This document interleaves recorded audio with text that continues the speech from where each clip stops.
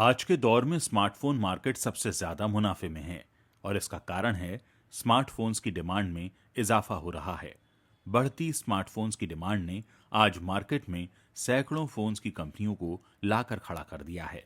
एक तरफ जहां शाओमी और रियलमी जैसी कंपनीज ने अफोर्डेबल कीमत वाले सेगमेंट पर कब्जा बरकरार रखा है, वहीं एप्पल जैसी कंपनी ने हाई रेंज वाले सेगमेंट पर अपनी पकड़ मजबूती से बनाई हुई है। लेकिन अगर आप बात करें आज से 15 साल पहले के वक्त की, तो उस वक्त लोगों के लिए मोबाइल फोन का मतलब नोकिया होता था।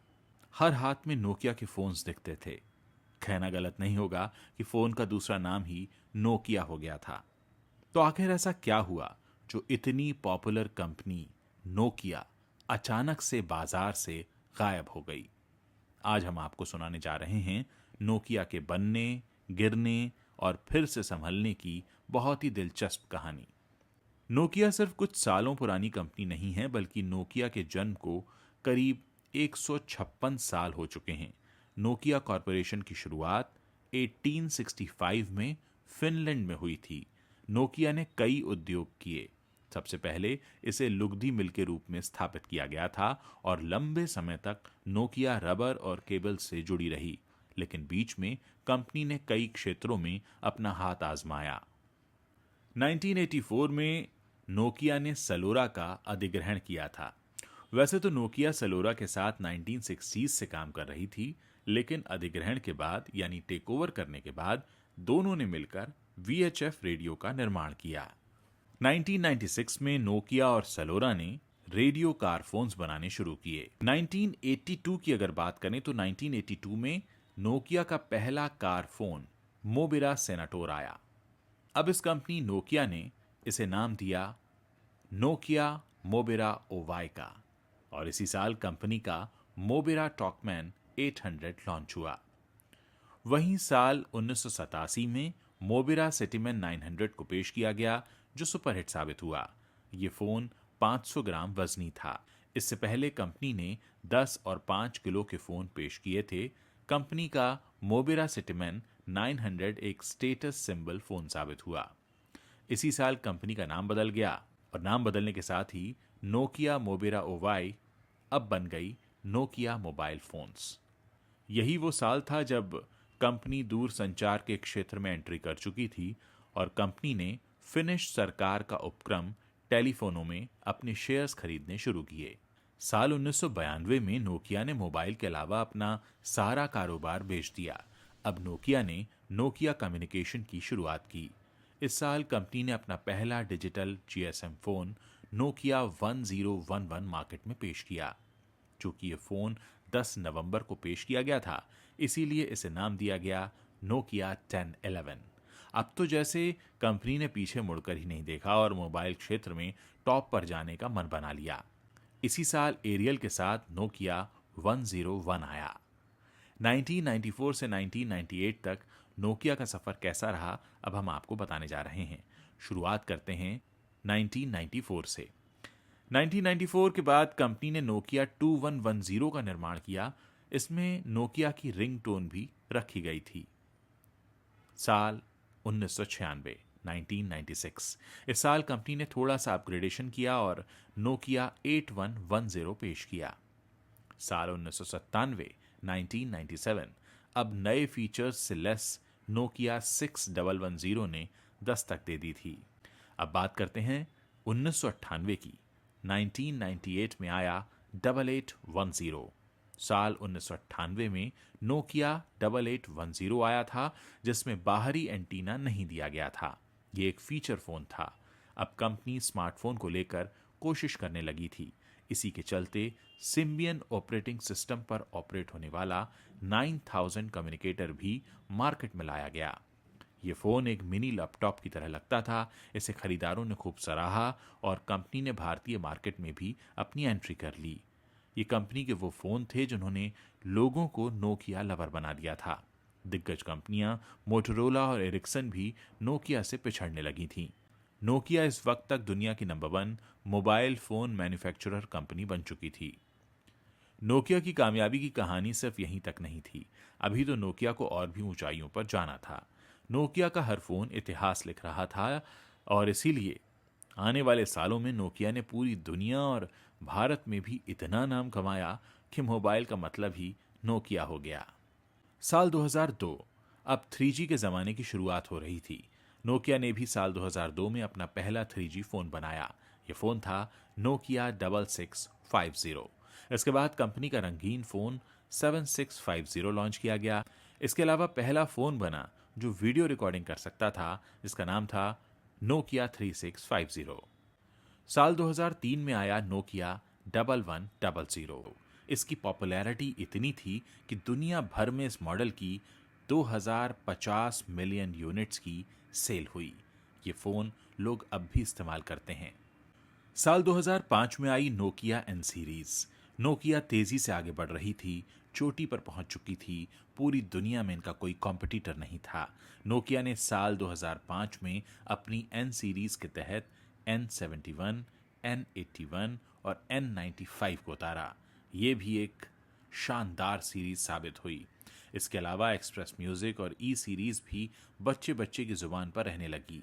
साल 2005 में नोकिया का दुनिया की 60% मार्केट पर कब्जा हो चुका था। वहीं स्मार्ट ओएस में ब्लैकबेरी जैसे दिग्गज के होते हुए भी नोकिया सिम्बियन ओएस का कब्जा 80% बाजार पर था। अब बात करते हैं 2007 की, जहां से नोकिया का डाउनफॉल शुरू हुआ।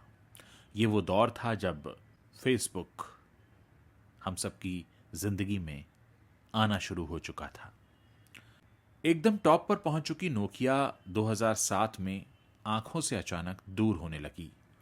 साल 2007 में कंपनी की शान कम हो गई, क्योंकि अब स्मार्टफोन की मार्केट ग्रो हो रही थी।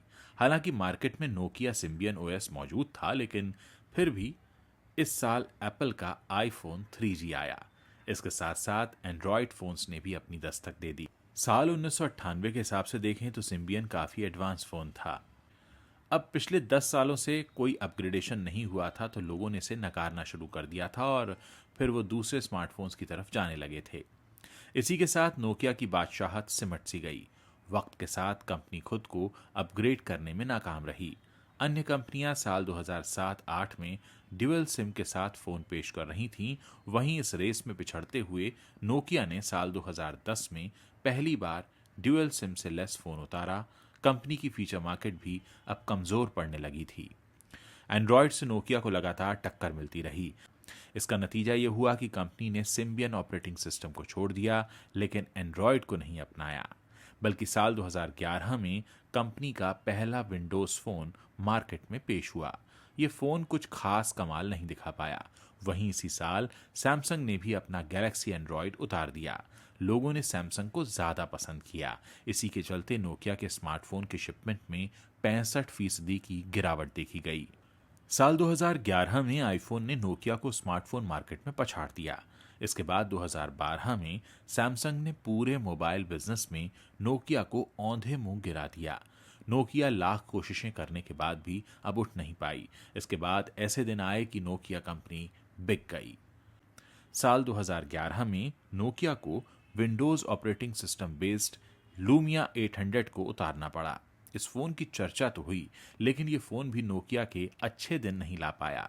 साल 2011 में फिर नोकिया का फीचर फोन आशा आया, मगर निराशा के अलावा इस आशा से कंपनी को कुछ नहीं मिला। इसके बाद 808, लूमिया 960 और लूमिया 1020 जैसे शानदार विंडोज फोन तो आए, लेकिन लोगों को विंडोज ऑपरेटिंग सिस्टम पसंद ही नहीं आ रहा था। इसके बाद साल 2013 में माइक्रोसॉफ्ट ने नोकिया का अधिग्रहण कर लिया और नोकिया का सफर यहीं खत्म हो गया। अब नोकिया के पास केवल नेटवर्क इक्विपमेंट कारोबार था। माइक्रोसॉफ्ट नोकिया की डील के मुताबिक नोकिया के डिवाइस एंड सर्विसेज के सभी 32,000 कर्मचारी माइक्रोसॉफ्ट के अंतर्गत आ गए थे। माइक्रोसॉफ्ट ने नोकिया एक्स, आशा और लूमिया ब्रांड के नाम का अधिग्रहण किया था, जो सिर्फ 2015 तक ही माइक्रोसॉफ्ट के पास थी। इसके अलावा फीचर फोन का लाइसेंस 10 सालों के लिए माइक्रोसॉफ्ट के पास था। नोकिया की ट्यून का अधिकार अब भी नोकिया के पास ही था। डील के मुताबिक साल 2015 के बाद नोकिया अपने नाम से फोन बना सकती थी। वहीं उधर माइक्रोसॉफ्ट ने भी नुकसान के चलते फोन बनाने बंद कर दिए। अब आ गया साल 2016। तो साल 2016 में फीचर फोन निर्माण का अधिकार ताइवानीज कंपनी फॉक्सकॉन को मिला। इसके अलावा कंपनी ने नोकिया ब्रांड का नाम 10 सालों के लिए फिनलैंड की ही कंपनी HMD ग्लोबल ओवाई को दे दिया। नोकिया फोन का निर्माण अब फॉक्सकॉन और HMD ग्लोबल दोनों करते हैं। साल 2017 में नोकिया 6 मॉडल को पेश किया गया। अब तक Nokia 5 series, Nokia 3 series, Nokia 3310 और बनाना फोन जैसे आइकनिक मॉडल्स लॉन्च किए जा चुके हैं। HMD ग्लोबल के वाइस प्रेसिडेंट सनमित सिंह कोचर ने हाल ही में एक इंटरव्यू में कहा था कि आने वाले दिनों में नोकिया ब्रांड के फीचर फोन भारत में बनाए जाएंगे। नोकिया को आज भी भारतीय मार्केट में पसंद किया जाता है। हालांकि नोकिया शुरू से ही मेड इन इंडिया की फैन रही है। साल 2003 से ही नोकिया ने कई ऐसे फोन उतारे थे जो भारतीय यूजर्स पर फोकस करके बनाए गए थे। इनका मेन्यू भी हिंदी में रखा गया था। नोकिया भारत में निर्माण इकाई शुरू करने वाली पहली मोबाइल कंपनी थी। अब उम्मीद है कि कंपनी एक बार फिर से संभलेगी और अपने खोए हुए रुतबे को हासिल कर पाएगी। लेकिन हाँ, उस वक्त के बाजार और आज के बाजार में बहुत फर्क आ चुका है और अब नोकिया को यूजर्स के हिसाब से खुद में सुधार और बदलाव लाने होंगे। आप हमें मैसेज करके बता सकते हैं कि आपको ये कहानी कैसी लगी। अगर आप इस तरह के और वीडियोस देखना चाहते हैं तो इस चैनल को सब्सक्राइब कर सकते हैं और अगर वीडियो अच्छा लगा हो तो इसे अपने दोस्तों के साथ शेयर भी कर सकते हैं।